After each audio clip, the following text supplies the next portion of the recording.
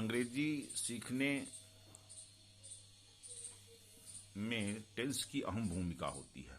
चाहे आप शुद्ध लिखना चाहें या बोलना चाहें, टेंस की अहम भूमिका होती है। बिना टेंस सीखे आप अंग्रेजी नहीं सीख सकते हैं।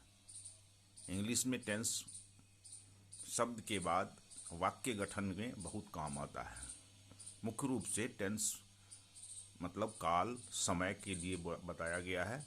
वह 3 टेंस होते हैं: प्रेजेंट टेंस, पास्ट टेंस और फ्यूचर टेंस। प्रेजेंट टेंस वर्तमान काल, जो काम अभी चल रहा है उसको प्रेजेंट टेंस कहते हैं, और जो काम पहले बीत चुका है वो भूतकाल यानी पास्ट टेंस, और जो अभी आने वाला है समय वो फ्यूचर टेंस के नाम से जाना जाता है।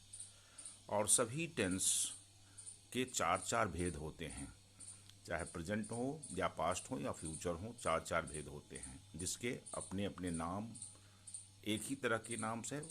जैसे प्रेजेंट सिंपल यानी simple present, present continuous, present perfect, present perfect continuous. Present के भी 4 ही नाम होते हैं। ऐसे ही पास्ट, फ्यूचर के भी होते हैं। वैसे प्रेजेंट में, जैसे प्रेजेंट सिंपल में आप लिख सकते हैं, जैसे ऐसे हिंदी में वाक्य होते हैं ता है, ती है, ते हैं आदि अगर लगा हुआ होता है तो वो प्रेजेंट सिंपल कहलाता है, जिसमें सब्जेक्ट प्लस वर्ब का फर्स्ट फॉर्म ही प्रयोग किया जाता है।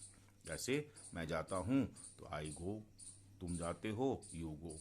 थर्ड पर्सन सिंगुलर नंबर में एस लग जाता है, जैसे ही गोज हो जाएगा, वह जाता है ही गोज, राम जाता है राम गोज, इस प्रकार से।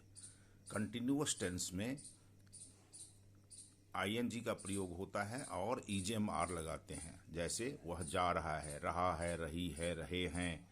प्रेजेंट कंटिन्यूअस में लगा हुआ रहता है, इस ईजेएमआर का प्रयोग होता है और उसमें वर्ब के फर्स्ट फॉर्म में आईएनजी का प्रयोग होता है। जैसे मैं जा रहा हूँ, आई एम गोइंग, तुम जा रहे हो, यू आर गोइंग, वह जा रहा है, ही इज गोइंग। ये हम बाद में पढ़ेंगे निगेटिव इंट्रोगेटिव, लेकिन पहले आज हम वही पढ़ा देते हैं। आप देखें, प्रेजेंट परफेक्ट में हैज हैव का प्रयोग होता है। चुका है, चुकी है, या है, ये है, इसके अंत में लगे हुए होते हैं।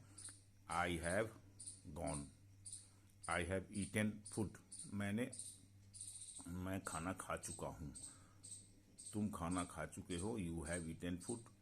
वह जा चुका है, ही हैज गॉन। तो हैज और हैव का प्रयोग परफेक्ट में लगता है, प्रेजेंट परफेक्ट में। और चौथा होता है प्रेजेंट परफेक्ट कंटिन्यूअस, जो काम पहले से जारी है और जारी रह रहा है। जैसे वह 2 घंटे से पढ़ता आ रहा है, इसके अंत में भी रहा है, नहीं है रहता है, लेकिन इसमें समय का बात होती है। प्रेजेंट में आप देख रहे हैं वह 2 घंटे से पढ़ता आ रहा है, इसमें हैज हैव के साथ बिन का प्रयोग किया जाता है। हैव बिन, हैज बिन का प्रयोग, आई, वी, यू इत्यादि के साथ तो हैव बिन का प्रयोग होता है। और वही परफेक्ट अब देखेंगे थर्ड पर्सन सिंगुलर नंबर में हैज बिन का प्रयोग होता है। I have been reading for 2 hours, मैं 2 घंटे से पढ़ता आ रहा हूँ। और हैज़ बिन लगता है, जैसे माली 2 घंटे से पौधों को पानी दे रहा है। The gardener has been watering the plant for 2 hours. अगर समय निश्चित हो तो सिंस लगता है, वह कल से काम कर रहा है। He has been working since yesterday, अर्थात जो बीते हुए कल से काम कर रहा है। तो फॉर और सिंस का प्रयोग होता है। इसी प्रकार से पास्ट में भी simple, past continuous, past perfect continuous होता है। पास्ट परफेक्ट में सब्जेक्ट के बाद वर्ब का सेकंड फॉर्म लगाया जाता है। जैसे ही वेंट, वह गया, वह जा चुका, he went, I went, they went, इस प्रकार से।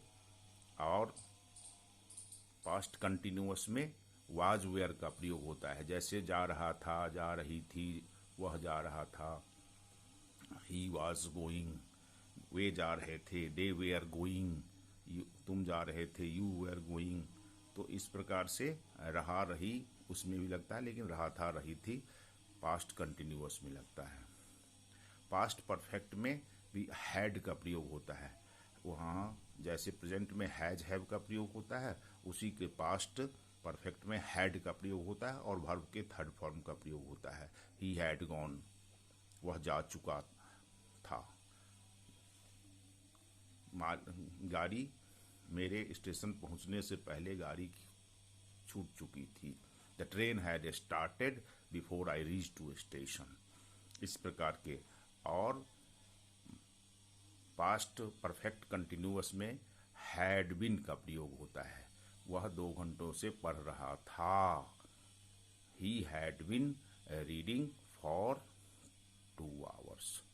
वह माली सुबह से पौधों को पानी दे रहा था। The gardener had been watering the plant since morning. इसी प्रकार से फ्यूचर टेंस में होता है simple future, future continuous, future perfect continuous. Future में शैल विल का प्रयोग होता है। जैसे सिंपल फ्यूचर में शैल विल आई और वी के साथ शैल, और ही, सी, इट, नेम इत्यादि के साथ विल का प्रयोग होता है। यू के साथ भी विल का प्रयोग होता है। मैं जाऊंगा, आई शैल गो। वह हम सब जाएंगे, तो वी शैल गो। और के साथ विल लगता है, वह जाएगा, ही विल गो। वे जाएंगे, दे विल गो।